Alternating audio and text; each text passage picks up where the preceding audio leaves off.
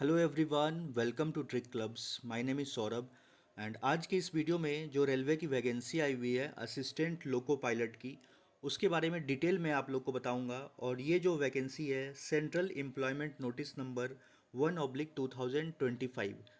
And मैं आप लोग को बता दूं, इससे पहले जो वैकेंसी आई थी एक रेलवे की 1/2018 यानी 2018 में जो वैकेंसी आई हुई थी, तो उसका मैं CBT 1 CBT 2, इसके बाद से साइको टेस्ट होता है इसमें ALP में, और फिर डॉक्यूमेंट वेरिफिकेशन मेडिकल, तो ये सब प्रोसेस से मैं हो चुका था। मेरा फाइनली मेडिकल में रिजेक्ट हो गया था। तो किन कारण से रिजेक्ट हो गया था वो सब मैं आपको बताऊंगा, और उसके लिए एक सेपरेट वीडियो भी बना रखा हूँ। तो अगर वो देखना चाहें तो उस वीडियो का भी लिंक इस वीडियो के आपको डिस्क्रिप्शन में मिल जाएगा, मेडिकल वगैरह में क्या क्या हुआ था, तो वो भी आप चेक कर सकते हैं। तो चलिए वीडियो को शुरू करते हैं बिना देरी किए हुए। तो इसमें देख लीजिए कि फॉर्म भरने का जो डेट है, यानी देखिए ओपनिंग डेट क्या है, 12 अप्रैल। तो आज से ही ये फॉर्म भरा जा रहा है एंड इसका लास्ट डेट है 11 मई, यानी एक महीने का आपको टाइम दिया जा रहा है। And last date of fee payment है 13 मई का। और कुछ मॉडिफिकेशन वगैरह आप गलती करते हैं तो फॉर्म भरने में, तो वो 14 मई तक कर सकते हैं। लेकिन उसके लिए आपको अलग से फिर पेमेंट करना पड़ेगा, मॉडिफिकेशन फ़ी देना पड़ता है। तो जब भी फॉर्म भरें तो इसको ध्यान से भरें और वेरिफिकेशन कर ले, क्रॉस चेक कर ले, तभी आप करें। असिस्टेंट लोको पायलट यहाँ पे ये सब सबसे इम्पोर्टेंट बात है आपको, मेडिकल स्टैंडर्ड इसमें सबसे ज़रूरी है। तो अगर आप फॉर्म भरना चाह रहे हैं तो सबसे पहला काम है कि आप अभी डॉक्टर के पास जाएं और अपना आई चेकअप कराएं। अगर आपका विज़न विदाउट ग्लास 6/6 है, मतलब 6/6 विजन है, वो A1 में फॉल करता है। और इसमें कोई भी सर्जरी अलाउड नहीं रहता है। जैसे कि आप लेसिक सर्जरी या कोई भी सर्जरी करा के भी आप अपना चश्मे का जो पावर है वो हटवाते हैं, तो वहाँ पे वो पकड़े जाते हैं और वो अलाउड नहीं रहता है। और इसी कारण से मेरा भी मतलब मेडिकल में आई साइट की वजह से ही मैं रिजेक्ट हुआ था। और वो सब तो मैं डिटेल में बता ही रखा हूँ, वो आप देख सकते हैं। तो ये सबसे पहला काम है। आप फॉर्म भरने जा रहे हैं तो पहले आप मेडिकल चेक करा लीजिए। अगर आप चश्मा लगाते हैं तो मत ये फॉर्म भरिए, कोई मतलब नहीं है इसमें आपका सिलेक्शन वहाँ पे। हाँ, भले ही दे एग्ज़ाम दे के देखना चाहते हैं तो वो कर सकते हैं, लेकिन फाइनल सिलेक्शन नहीं हो पाएगा वहाँ पे, मेडिकल में फिर रिजेक्ट कर देते हैं वहाँ पे। और एज क्राइटेरिया यहाँ पे देख लीजिए, 1/7/2025 यानी 1 जुलाई 2025 तक आपका 30 साल तक एज होना चाहिए। मिनिमम एज 18 और मैक्सिमम 30 साल तक होना चाहिए। ये जनरल वाले का है, बाकी और भी एज रिलैक्सेशन है, वो मैं आपको आगे बताऊंगा। और टोटल वैकेंसीज़ है 9,970 वैकेंसीज़ है। और इसके अलावा इसमें कुछ इंपॉर्टेंट इंस्ट्रक्शंस दिया हुआ है, इन सबको आप ध्यान से पढ़ लीजिएगा। जो मेन मेन चीज़ें वो मैं आप लोगों को बता देता हूँ। जो भी कैंडिडेट्स जो फाइनल अपना रिजल्ट्स के लिए वेट कर रहे हैं, तो वो अप्लाई नहीं कर सकते। Candidates waiting for final results और वो सब are not eligible to apply. और इसमें एक चीज़ और इम्पॉर्टेंट बात है कि आप जैसे कि जो भी फॉर्म भरिएगा, तो मल्टीपल आरआरबी से आप फॉर्म नहीं भर सकते। किसी एक आरआरबी से एक ही पोस्ट के लिए आप अप्लाई कर सकते हैं। ओनली वन एप्लीकेशन पर candidate and only one RRB. जो आरआरबी जो रेलवे रिक्रूटमेंट बोर्ड होते हैं, तो अलग अलग जोन्स हैं, जैसे जहाँ से भी आप भरना चाहते हैं, इलाहाबाद है, भोप वेस्टर्न रीजन है, WCR है, NWR है, जो साउदर्न रेलवे है। तो जहाँ से भी आप अप्लाई करें तो एक ही जगह से आप ऑल ओवर इंडिया में कहीं से भी भर सकते हैं, चाहे गुवाहाटी जोन से भरे, चाहे सिकंदराबाद रीजन से भरे, या कहीं से भी आप भर सकते हैं। और चंडीगढ़ से भी भर सकते हैं, मतलब जहाँ से भी आपको जो नियर बाई रहे। और वो भरना कैसे, वो अपना सीट देख के ही आप अप्लाई कीजिएगा, किस जोन में कितना सीट है, और उसी के अकॉर्डिंग आप अप्लाई कर सकते हैं। कि इसमें देख लीजिए 12 नंबर में 12 डिटेल्स फील्ड, जो कि आपका ईमेल आईडी होना चाहिए, applicant's name, father's name, mother's name, gender, ये सब चीज़ बेसिक चीज़ें हैं। मैट्रिक का जो क्लास 10th का roll number, certificate, serial number वगैरह ये सब देना पड़ेगा। एंड सर्टिफिकेट डेट, KYC, ये सब चीज़ें आपको वहाँ पे अपडेट करना पड़ेगा फॉर्म भरने के समय। और कुछ भी अगर गलती करते हैं तो ₹250 का फिर मॉडिफिकेशन विंडो खुलेगा, तो वो कर सकते हैं। लेकिन आप आरआरबी चेंज नहीं कर सकते हैं। देखिए, create an account form and choose in RRB can not be change. तो वो सब चीज़ें आप जब भी अकाउंट बनाइएगा तो वो सब ध्यान रखिएगा। इसके अलावा जब भी इसका जो एग्ज़ाम होगा, तो वो तो आपको नोटिफाई कर दिया जाएगा। और शॉर्ट लिस्टिंग, तो सबसे पहले जो CBT टेस्ट होता है, CBT 1, जो कंप्यूटर बेस्ड टेस्ट होता है, तो उसमें क्या होगा कि जितनी वैकेंसी रहती है उसका 15 टाइम्स कैंडिडेट को शॉर्टलिस्ट किया जाता है। जैसे सपोज कर लेते हैं कि किसी जगह पे 100 वैकेंसी है, तो पहला जैसे कि उसका 15 टाइम्स क्या हो गया, 1500 कैंडिडेट्स को CVT 1 में शॉर्टलिस्ट किया गया। वही चीज़ें यहाँ पे लिखा गया है 15 टाइम्स। ऑनलाइन मोड में होता है, मतलब आपका कंप्यूटर पे ही होगा। और इसके अलावा इसमें नॉर्मलाइजेशन होता है। जो भी आपके मार्क्स, अगर हार्ड शिफ्ट में आपका पेपर पड़ जाता है तो आपका मार्क्स जो है, क्योंकि जो भी मल्टीपल शिफ्ट में एग्ज़ाम होता है उसमें नॉर्मलाइजेशन होता है, marks will be normalized. And अगर आपका टफ शिफ्ट में है तो ज़रूर आपका नंबर बढ़ता है, अगर इजी शिफ्ट में है तो नंबर थोड़ा एक आध नंबर कम भी जाता है अगर बहुत इजी शिफ्ट में। तो ये रहा। इसके अलावा इसमें आपका 1/3 निगेटिव मार्किंग होता है, तो ये चीज़ ध्यान रखिएगा। 1/3 negative marking for every wrong number answers. और जैसे जो ALP का एग्ज़ाम होगा तो उसमें आप जैसे CVT 1 पास कीजिएगा, फिर आपको CVT 2 टेस्ट के लिए कॉल आएगा। तो CVT 2 अगर एग्ज़ाम क्लियर कर लेते हैं तो फिर आपका एक होता है साइको टेस्ट, जिसको CBAT से नाम से जाना जाता है, CBAT के नाम से जाना जाता है। तो कंप्यूटर बेस्ड एप्टीट्यूड टेस्ट ये होता है। तो उस वाले में कोई भी निगेटिव मार्किंग नहीं रहता है। और ये टेस्ट बस टाइम मैनेजमेंट आपको करना रहता है CBAT में, क्योंकि बहुत कम समय में जल्दी जल्दी उसमें टिक करना रहता है। तो वो सब मैं आपको आगे बता दूंगा कि कैसे तैयारी करना है, CBAT जो साइको टेस्ट होता है वो सब आपको कैसे क्लियर करना है। यहाँ पे देख लीजिए स्टैंडर्ड ऑफ मेडिकल फिटनेस, तो A1 मैं आप लोग को बता ही दिया था शुरू में। और विजन आपका physically fit in all respects. और विजन आपका 6/6 होना चाहिए विदाउट ग्लासेस। उसमें आपका बहुत सारा टेस्ट होता है मेडिकल में। फॉग विजन होता है, कलर विजन टेस्ट होता है, नियर विजन, फार विजन, ये सब टेस्ट होता है। और नाइट विजन, क्योंकि इसका मेडिकल सबसे टफ होता है। Candidates who have undergo LASIK surgery or any other surgical procedure to correct refractive error are not eligible for the post of ALP. Candidates have to submit declaration तो इन DV, क्योंकि कोई भी LASIK आप करा के जाइएगा तो वहाँ अलाउड नहीं होता है। क्योंकि मैं आप लोग को बता दूँ, जैसे मेरा जो री मेडिकल हुआ था तो मुंबई में हुआ था। तो री मेडिकल में एक कैंडिडेट थी, वो उनका 4 डायप्टर चश्मे का नंबर था, और उनको वो मतलब कि लेसिक करा के और जीरो करके आ गई थी पावर, मतलब चश्मा हटा ही ली थी। लेकिन वहाँ पे जैसे ही एक आई ड्रॉप जैसे लिक्विड डालते हैं आँखों में, तो आपका जो पिupil होता है उसका साइज एक्सपेंड करता है और उनको पता चल जाता है कि सर्जरी का निशान है। तो उससे आपको कोई बेनिफिट नहीं हुआ कि आप वहाँ पे हटवा के जाइएगा, तो वो पकड़ में आ जाता है वहाँ पे। तो उनको अनफिट कर दिया था सभी में। यहाँ पे लिखाई हुआ है, आप देख सकते हैं 18 से 30 साल तक। SC ST कैंडिडेट्स को 5 साल का मतलब बेनिफिट दिया जा रहा है, मतलब रिलैक्सेशन है। OBC नॉन क्रीमी कैंडिडेट्स को 3 साल का एज रिलैक्सेशन है। बाकी यहाँ से देख लीजिए, एक सर्विसमैन 3 साल, फिर OBC NCL non creamy layer होते हैं उनको 6 साल का, एक सर्विसमैन को फिर SC ST में तो 8 साल का। तो इस तरह से दिया गया है। और इस तरह से रेलवे में जो ऑलरेडी काम कर रहे हैं ग्रुप डी वगैरह में, उन सबको भी बेनिफिट यहाँ पे दिया गया है एज रिलैक्सेशन में। 40 साल तक UR and EWS, OBC NCL 43, SC ST को 45 साल तक का ये सब दिया गया है। फीमेल कैंडिडेट्स विडो, डाइवर्स और judicially separated from husband but not remarried. तो UR इन सबको, जो फीमेल कैंडिडेट्स है वो विडो है, डाइवर्स हैं, या सब सेपरेट हो चुके हैं, रीमैरिड नहीं किए, तो UR और EWS को 35 साल तक और OBC NCL को 38 ईयर्स तक का जो एज है वो लोग अप्लाई कर सकते हैं। इसके अलावा और भी क्लियर यहाँ पे लिख रखा है डेट ऑफ बर्थ के बारे में, तो ये भी आप पढ़ सकते हैं कि यूआर जो कैंडिडेट्स हैं, जो जनरल कैंडिडेट्स हैं, और OBC creamy layer and EWS, तो उनका जन्म है 2 जुलाई 1995 से पहले नहीं होना चाहिए।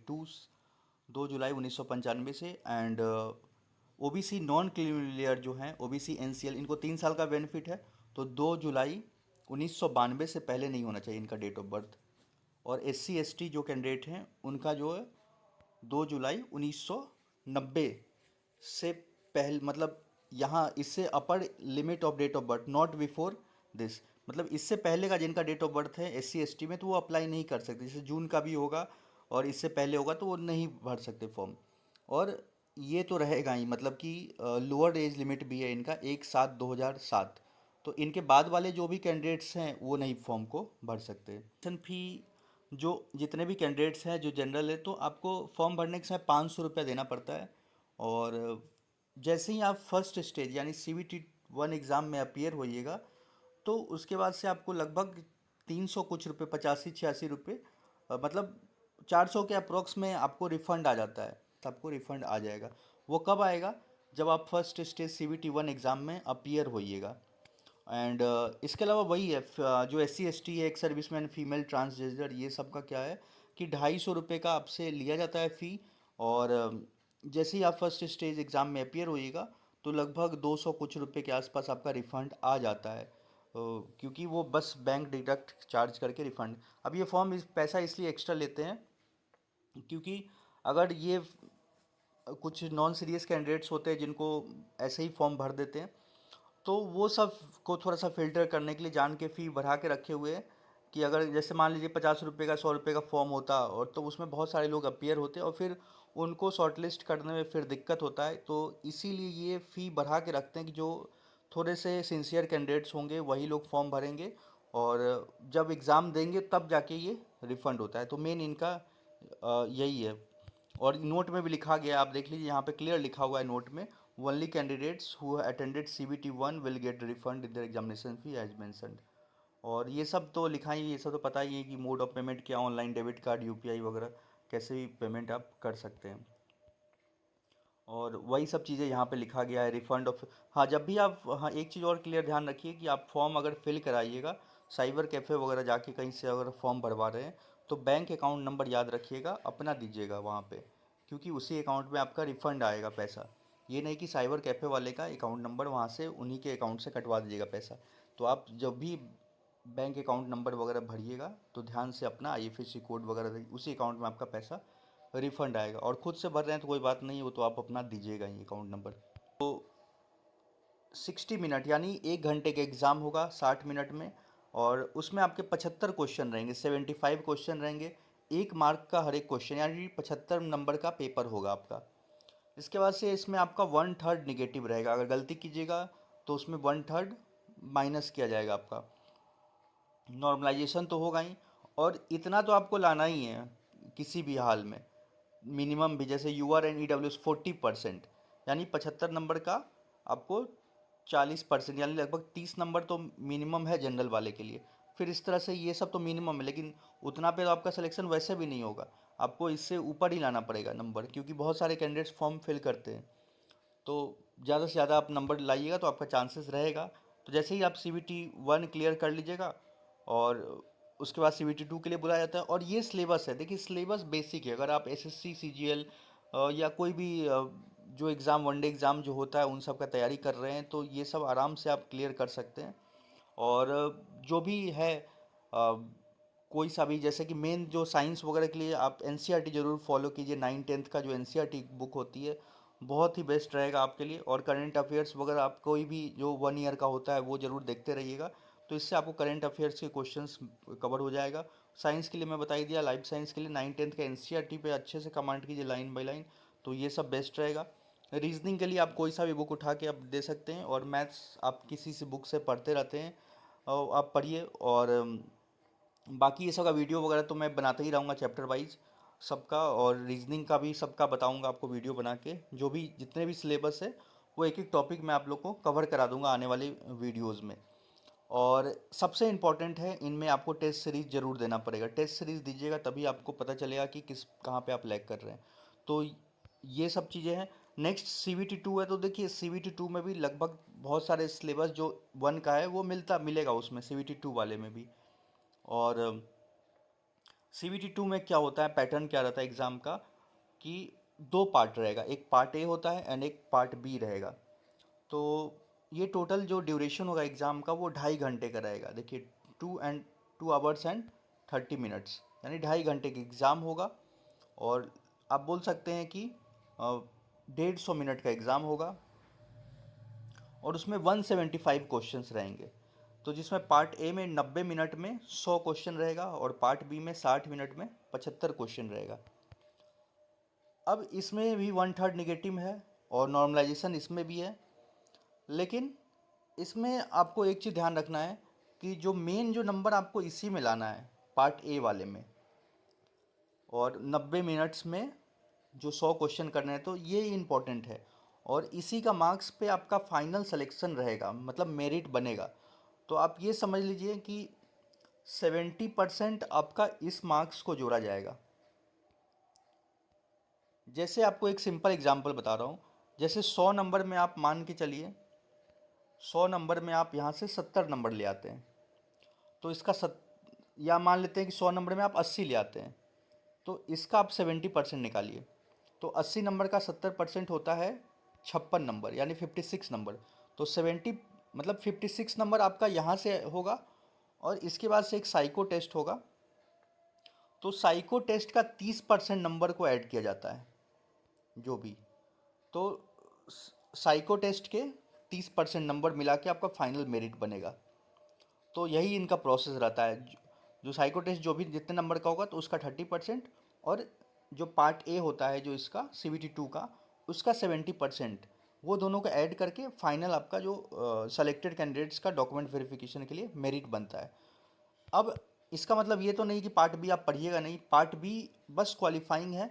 और यहाँ पे क्लियर लिख रखा है, can secure qualifying marks 35% in part B, यानी आपको 75 क्वेश्चन रहेंगे, और उसमें आपको बस 35% नंबर लाना है। और आपको ये बताया था, देखिए इसका भी सिलेबस पार्ट ए का भी लगभग सेम ही है। मैथ्स में यही सब सिलेबस है जो बेसिक मैथ्स होते हैं जो यहाँ पे। रीजनिंग में भी वही सब आप देख लीजिए, जो एसएससी की जो सिलेबस है लगभग वही सब है इसमें। एचसीएफ एलसीएम रेशियो, और एडवांस मैथ्स में भी देख लीजिए, ज्योमेट्री है, ट्रिग्नोमेट्री है, ये सब है। और इसके अलावा बेसिक साइंस एंड इंजीनियरिंग में तो आपको बताया हूँ कि इनका फिजिक्स वगैरह बहुत अच्छे से पढ़ लीजिए। 9-10 का एनसीईआरटी बार बार बोल रहा हूँ आपको, कि जो बेसिक डायरेक्ट एनसीईआरटी से ही क्वेश्चंस आते हैं, और बहुत हेल्प मिलेगा आपको वहाँ से। इसके अलावा पार्ट बी जो रहेगा ना, वो आपका ट्रेड रिलेटेड क्वेश्चन रहेगा। आप जिस भी ट्रेड से किए हुए सिलेबस फॉर वेरियस ट्रेड्स, तो ये यहाँ से आप सिलेबस डाउनलोड कर लीजिएगा। ये जो वेबसाइट लिख रखा है, तो इससे आप डाउनलोड कर लीजिएगा dgt.gov.in। तो जिस भी ट्रेड से हैं, इलेक्ट्रॉनिक मैकेनिक हैं, या अलग अलग जो डिफरेंट ट्रेड्स होता है, और तो इसमें कर सकते हैं आप। जैसे कि electrical engineering and combination of various streams of electrical engineering, तो इलेक्ट्रिकल इंजीनियरिंग कर रखे हैं तब भी आप अप्लाई कर सकते हैं। इलेक्ट्रॉनिक्स एंड कम्युनिकेशन इंजीनियरिंग है, तो तब भी आप अप्लाई कर सकते हैं। तो देखिए इंजीनियरिंग वाले भी, क्योंकि मैं आप लोग को बता दूं, मेरा जो डॉक्यूमेंट वेरिफिकेशन हुआ था उसमें लगभग आरआरबी भोपाल में लगभग 70-80 लोग आए थे, जिसमें से अगर वहाँ पे हाथ उठवाया गया था तो लगभग 60-65 लोग तो इंजीनियरिंग बैकग्राउंड से ही आए हुए थे वहाँ पे, जितने भी बीटेक वाले ही थे। तो इलेक्ट्रिकल इंजीनियरिंग किए हुए हैं, इलेक्ट्रॉनिक्स एंड कम्युनिकेशन यानी ईसीई से किए हुए, मैकेनिकल इंजीनियरिंग, ऑटोमोबाइल इंजीनियरिंग, तो ये सब आप अप्लाई कर सकते हैं। और बाकी डिप्लोमा वगैरह भी अप्लाई करते हैं। तो ये सब अपना ट्रेड देख लीजिए, जैसे कि इलेक्ट्रॉनिक्स की हैं तो इलेक्ट्रॉनिक मैकेनिक होता है, तो इससे आप ये सब कर सकते हैं। मैकेनिकल इंजीनियरिंग में है तो जिस भी ट्रेड से आपको यहाँ पे ये देख सकते हैं, जो भी सब्जेक्ट आप चूज़ करिएगा। इन सब का सिलेबस आपको मिल जाएगा, बेसिक चीज़ें हैं, बुक आती है, वो सब मैं आपको गाइड कर दूंगा आगे। इसके अलावा क्या होगा, CBT 2 से 8 टाइम्स कैंडिडेट को बुलाया जाएगा साइको टेस्ट में।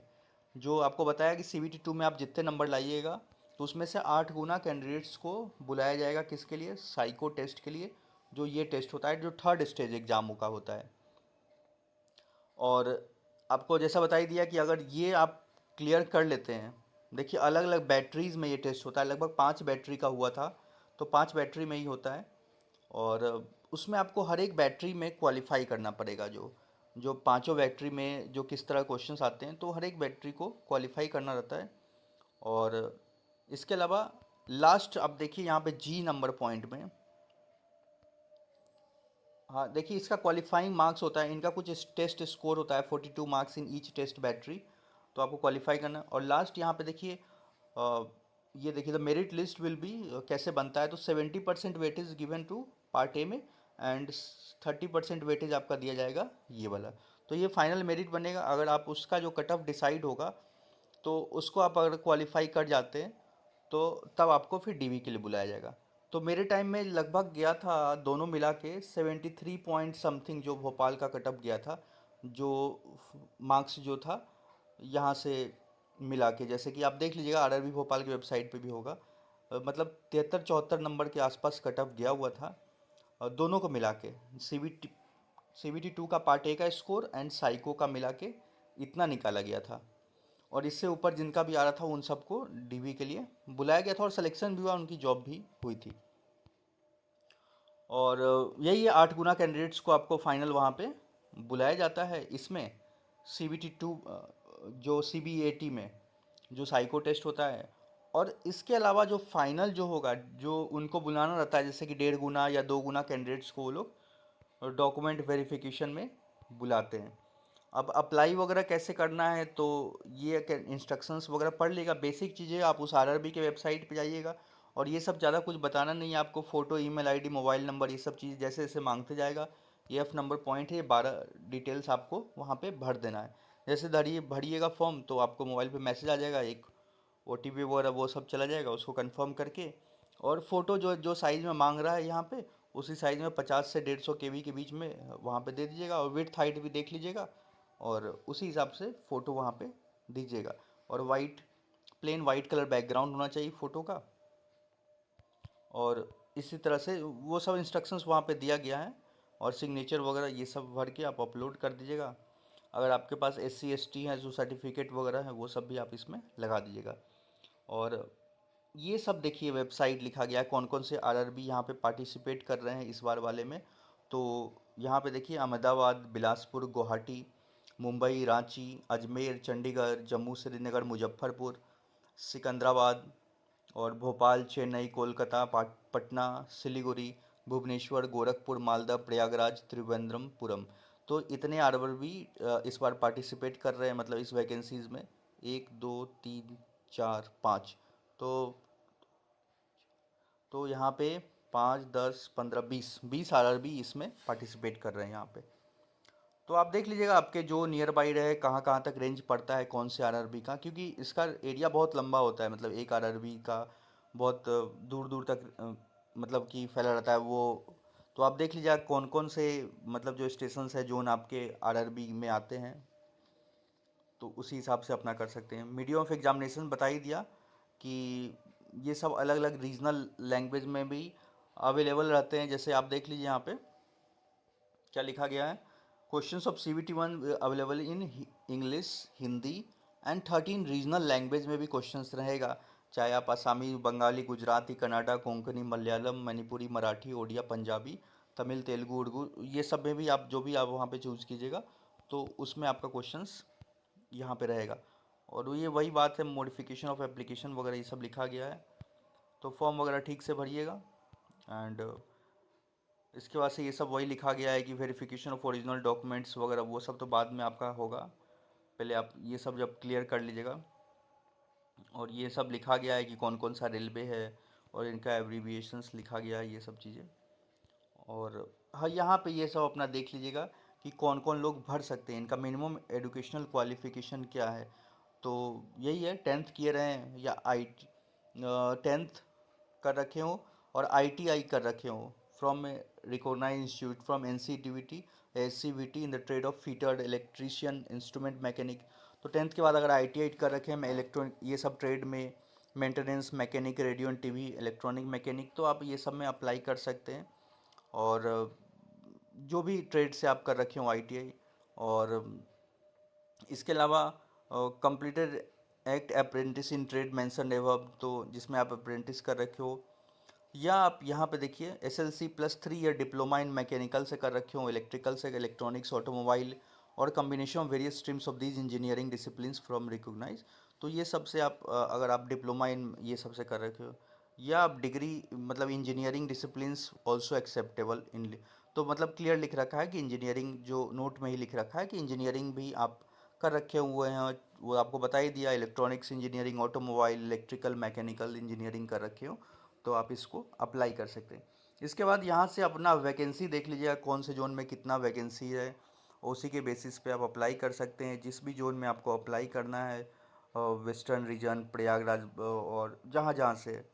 बाकी आने वाली वीडियो में आप लोग को इससे रिलेटेड और भी वीडियो अपलोड करते रहूँगा, चाहे मैथ हो, साइंस हो, रीजनिंग का हो।